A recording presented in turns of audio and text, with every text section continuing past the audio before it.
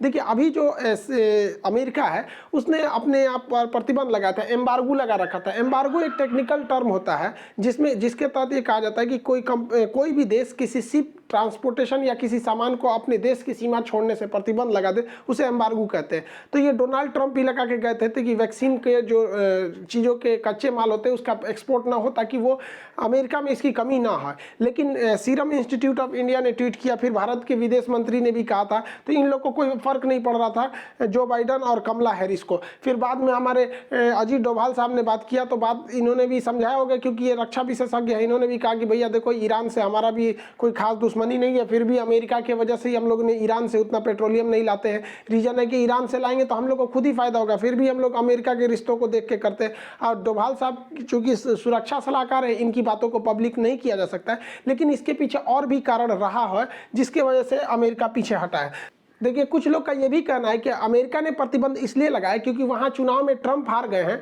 और Joe Biden जीते हुए हैं, और चूंकि मोदी जी ट्रंप के प्रचार में चले गए थे, इस वजह से इसका असर पड़ा है। और ये बात देखिए, हाउडी मोदी में मोदी जी भी गए थे वहाँ पे और कहे थे अब की बार ट्रंप सरकार, और नमस्ते ट्रंप भी आए थे, और इसी के साथ साथ कोरोना भी बहुत भयानक एंट्री मारा था फरवरी 2020 में हम लोग के यहाँ पे। तो कुछ लोग का ये कहना है, लेकिन ये बात गलत है, क्योंकि अगर ये असर डालता, हाउडी मोदी असर डालता या नमस्ते ट्रंप डालता, तो ये प्रतिबंध तो बाइडेन न लगाते, ये तो डोनाल्ड ट्रंप ही लगा के गए थे। तब मोदी जी का ट्रंप से तो अच्छा संबंध था, तो ये कोई रीजन नहीं था।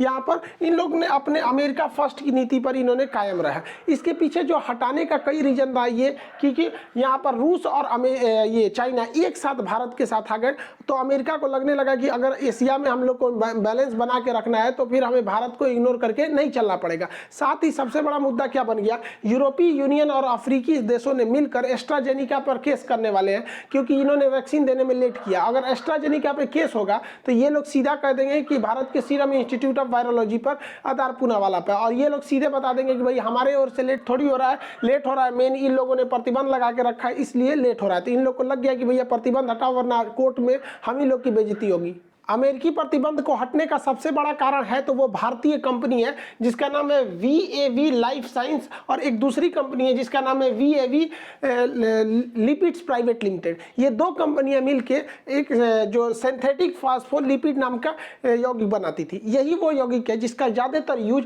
अमेरिका की जो 3 महत्वपूर्ण वैक्सीन है, जॉनसन एंड जॉनसन, मॉडर्ना और फाइजर, इन तीनों वैक्सीन को जो कच्चा माल यहाँ से जा रहा था, तो भारत भी इशारों में कह रहा था कि भैया तुम उधर से रोको तो हम यहाँ से रोक देते हैं। इस वजह से इन लोगों को प्रतिबंध हटाना पड़ गया।